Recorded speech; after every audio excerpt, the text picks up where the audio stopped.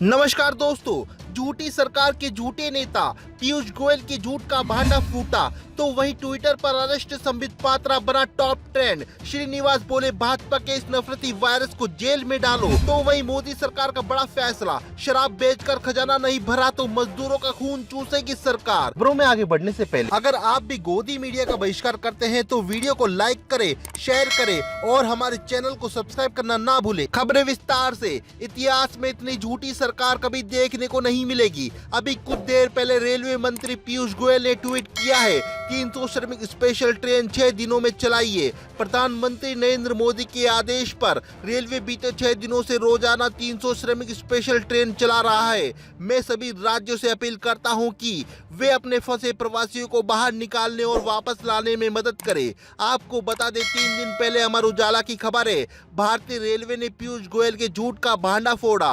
Railway ने कहा कि मात्र 163 श्रमिक स्पेशल ट्रेनें ही चलाइए और आप तो 300 ट्रेनें पर डे कह रहे हो। या तो आप झूठ बोल रहे हो या आपका मंत्रालय झूठ बोल रहा है। सबसे बड़े लोकतंत्र भारत की सरकार अपने देश के मजदूरों से किस बात की दुश्मनी निकाल रहा है, उसे इसकी घोषणा स्पष्ट करनी चाहिए कि जो भूख और बेकारी से भाग रहे उनसे कितने करोड़ वसूल कर खजाना भरना है और उन्हें किस तरह की यातनाएं देनी है। आपको बता दें बीजेपी के कद्दावर नेता रह चुके यशवंत सिन्हा ने प्रधानमंत्री नरेंद्र मोदी पर बड़ा हमला बोला है। उन्होंने पीएम मोदी के फैसले पर सवालिया निशान लगाते हुए उनकी तुलना 14वीं सदी के दिल्ली के विवादित शासक मोहम्मद बिन तुगलक से कर डाली। उन्होंने पीएम मोदी के नाम लिए बगैर ट्वीट लिखा, मोहम्मद बिन तुगलक ने विमुद्रीकरण किया। उसने भी विकलांगों सहित तमाम लोगों को दिल्ली से दक्कन के दौलताबाद पैदल चलने के लिए मजबूर किया, जिसमें कई लोग रास्ते में ही मर गए। गैरतलब है कि मोदी सरकार के लॉकडाउन के फैसले का सबसे बुरा प्रभाव प्रवासी मजदूरों पर पड़ा है। लॉकडाउन में काम बंद होने की वजह से प्रवासी मजदूरों के सामने भुखमरी की समस्या खड़ी हो गई। वो इस समस्या से बचने के लिए अपने घर लौटना चाहते हैं, लेकिन सरकार उनके लिए कोई प्रबंध नहीं कर रही, जिसके चलते वो पैदल ही हजारों किलोमीटर का सफर तय कर रहे हैं।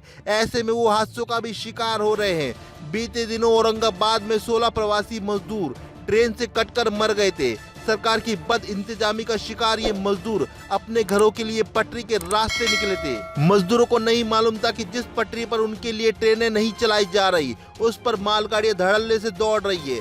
जानकारी के इस अभाव में वो थक कर पटरी पर ही सो गए। उन्हें मालगाड़ियों ने कुचल दिया। इसी तरह कई मजदूर सड़कों पर पैदल चलने के दौरान हादसे के शिकार हो गए। ऐसे हादसों की फहरिस्त लंबी है। ऐसे में मोदी सरकार द्वारा बस ये बताया गया है कि एसी ट्रेनें होगी, राजधानी की रूट पर चलेगी और किराया सुपर फास्ट ट्रेन के बराबर होगा। ये 15 ट्रेनें 12 मई को कितनी बजे कहां के लिए छूटेगी, इसकी कोई जानकारी नहीं है। ट्रेन में यात्रा करने के लिए टिकट की बुकिंग ऑनलाइन ही करनी होगी। स्टेशन पर जाकर टिकट नहीं मिल सकेगा। भारत सरकार इस बात के लिए आश्वस्त है कि देश के करोड़ों मजदूर हाईटेक है।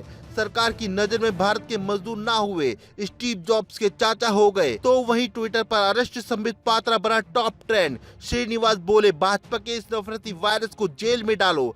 कहावत है, गटर का कीड़ा जब भी बाहर आता है गंदगी फैलाता है। सांप से ज्यादा जहरीली जुबान रखने वाले संबित पात्रा की मुश्किलें थमने का नाम नहीं ले रही। यूथ कांग्रेस द्वारा बीजेपी के राष्ट्रीय प्रवक्ता संबित पात्रा के खिलाफ एफआईआर दर्ज कराए जाने के बाद सोशल नेटवर्किंग साइट पर उन्हें गिरफ्तार किए जाने की मांग उठ रही है। ये मांग इतने यूजर्स ने की है कि इस वक्त ट्विटर पर arrest Sambit Patra top trend कर गया। संबित पात्रा के खिलाफ यूथ कांग्रेस ने एफआईआर उनके एक विवादित ट्वीट को लेकर दर्ज कराई है, जिसमें उन्होंने देश के 2 पूर्व प्रधानमंत्री जवाहरलाल नेहरू और राजीव गांधी के बारे में अपमानजनक टिप्पणी की है। दरअसल एमपी कांग्रेस ने ट्वीट कर कहा था कि अगर इस समय कोरोना संकट में कांग्रेस की सरकार होती तो हम टेस्ट, उपचार व्यवस्था, राहत मदद और तकनीक में सबसे आगे होते।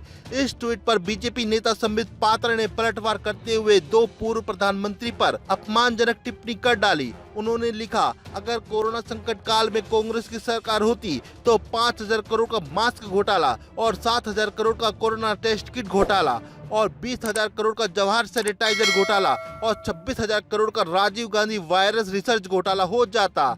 इस ट्वीट के साथ उन्होंने पोस्टर में पूर्व प्रधानमंत्री जवाहरलाल नेहरू और राजीव गांधी की फोटो को भी लगाया, जिस पर यूथ कांग्रेस ने सख्त ऐतराज जताया। दिल्ली में युवा कांग्रेस के अध्यक्ष श्रीनिवास बीवी ने दिल्ली पुलिस के पास एफआईआर दर्ज कराई है। अपनी शिकायत में श्रीनिवास बीवी ने आरोप लगाया है कि संबित पात्रा के इस ट्वीट से पार्टी और देश के 2 पूर्व प्रधानमंत्रियों की छवि को नुकसान पहुंचाया है।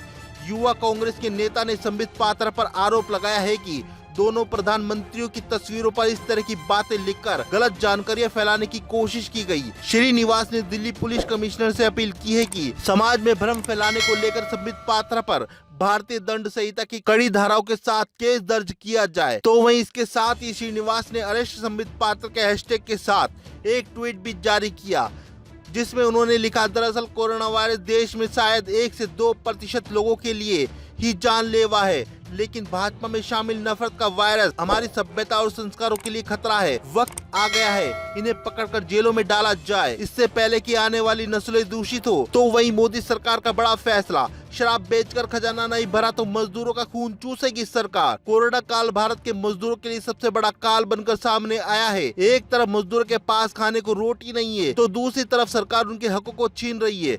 मजदूरों की बेहतरी के उपाय करने के बजाय उनके शोषण की अनुमति दे दी गई है। दरअसल 8 के बजाय अब 12 घंटे काम करने की इजाजत दे दी गई है। राजस्थान सरकार ने कहा कि औद्योगिक इकाइयां अब मजदूरों से 8 के बजाय 12 घंटे काम करा सकती है।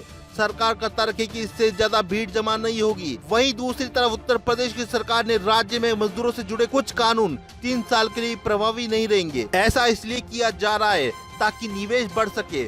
सवाल बनता है कि क्या सरकार के पास निवेश बढ़ाने के लिए मजदूरों का शोषण ही एक उपाय है? मीडिया रिपोर्ट के मुताबिक राज्य में श्रमिकों से जुड़े केवल 3 कानून ही लागू रहेंगे।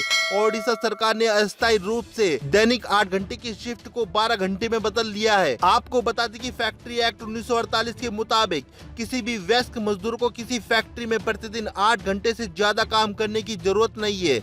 एक हफ्ते में केवल 48 घंटे यानी 6 दिन काम करना होगा और 1 दिन की छुट्टी मिलेगी।